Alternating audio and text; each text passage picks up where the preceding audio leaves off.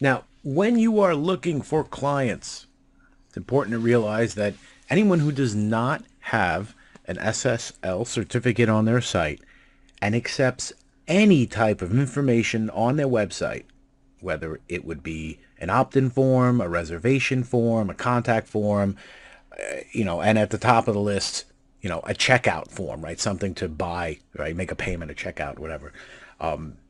They need to have an SSL. The information that's being sent from the customer, right, from the user to the business's website, that information must be encrypted. It must be secure. So if they don't have that link, then they are a potential customer. Now you can, in the past it could be argued, hey, nah, I don't need it, I don't want it, whatever. But now since Google's going to be doing the Secure Web Initiative, you're going to start having warnings pop up on forms. So it's going to discourage people, right? So how do we find people who don't have a SSL certificate on their site? Well, if you've read the main guide, then you know that there is in fact a Google switch or a Google custom query, or sometimes called a Google dork, right? There is a way to find websites who don't have a certificate. And all we have to do is input a little search term. And I've preset one for us here. Minus in URL colon HTTPS space plus space your attorney, right, or your niche, and in this case an attorney, space plus the operator, space New York. Now all these spaces and these pluses, they are important. If you do not include these spaces and the operators, this plus sign here, and of course this negative operator here, then this won't work, right? You have to use this almost exactly how it looks, right? So this could be anything. Like you want to keep this. This is always going to be the same, right? But this could be pizza, and this could be Chicago. Like it's just, it doesn't matter what these other two are. It's just based on who you want to find, right? So we're picking attorneys because attorneys have a lot to lose should their information get hijacked off their site, right? So really just putting this in here will search for sites that do not, that's what this negative is, remove sites that have HTTPS, and the HTTPS is the indicator that there is a certificate, right? Remove those sites from the results, provide me attorneys in New York, right? So that's what this will do down here. So we can look through, and I found one earlier here. We'll just open up a couple of them, and we'll just kind of show you, what it looks like. Like you notice this connection is not secure, right? You should not enter any sensitive information on the site, right? Because what will happen is potentially theft. It could be potentially stolen, right? Now, as Google moves through their initiative, you're going to start getting warnings on these forms saying, hey, this form's not secure, right? Same thing here, not secure. On these forms, this information, briefly describe your legal issue. Hey, this is private information, right? What if I beat somebody up on a construction site and I'm getting charged with several different felonious assault, and I got to tell my lawyer that, and I'm going to put this information here. Oh, somebody grabs that information. Now they have my name, my email address, my telephone number, and they know that I beat somebody up on a construction site. Well, could they use that information against me? I don't know. Maybe, right? I don't know.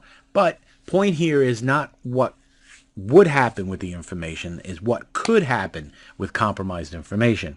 So someone like this would be a potential client because they're taking information on their website and they're transmitting it over the wire back to their server, and if the information is not secured or not encrypted, it could be intercepted, and then who knows what people will do with that compromised information. Same thing here. There are thousands of these sites. Thousands of these sites that take all this user input and they are not secured. These will all be potential customers for you. Now, one thing I'm noticing is this site could probably use a little love. This is a very busy site, and the menu here is a disaster. This almost looks like Flash, but I actually think it's WordPress. But in any case, this is a potential customer. So what we could do is, and just as an example, we'll get our lead spreadsheet. So open up my lead spreadsheet here, and now what we want to do is copy this information over.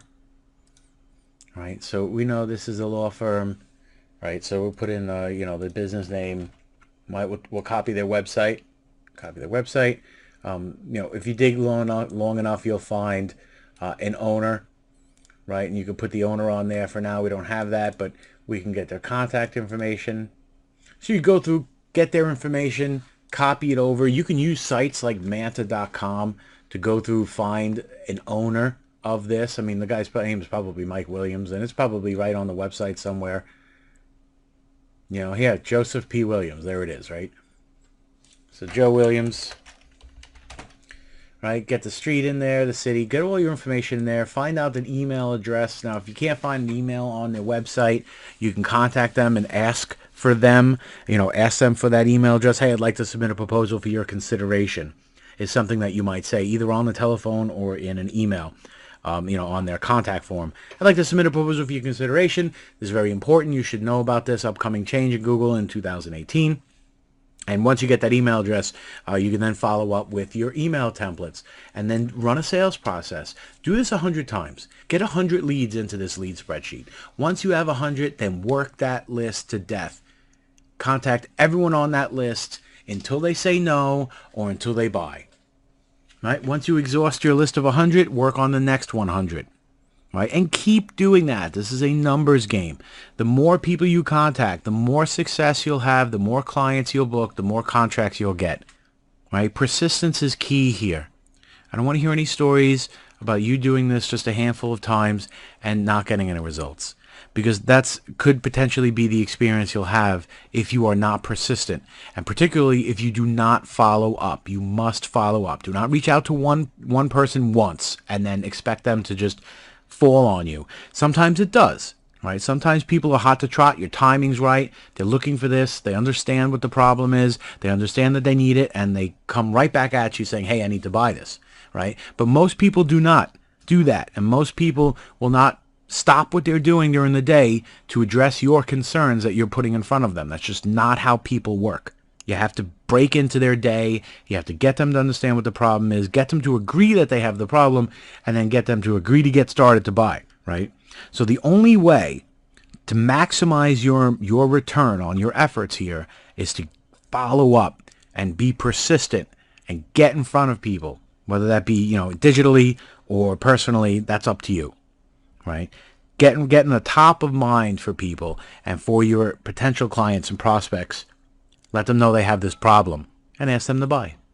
If you have any questions, concerns, comments, criticism, or praise, please contact me at my support desk. You can do that at www.whitewavesupport.com. www.whitewavesupport.com. That'll be the best and fastest route to get any kind of support, any questions answered, and whatnot. Other resources available to you are the Profit Hackers Forum. That's www.profithackers.com/forum. You can go there and talk to other buyers and other members of my community, other marketers, other newbies, and other experienced folks who have a lot of experience working with my programs and then some. So you can speak to the community there. And then lastly, if you have a comment you want to send me, you can send me an email, luther@successwithluther.com. Now, I'll have to warn you, I get tons of email, hundreds per day. So email is generally not the best way to get in touch with me. If you have an issue that needs to be addressed, please open a support ticket. I do all the tickets myself. I have some help, but I touch almost every ticket individually. So if you have an issue that you need to get in front of me, then please open a support ticket. Other than that, I wish you the best of luck, and I hope to talk to you real soon.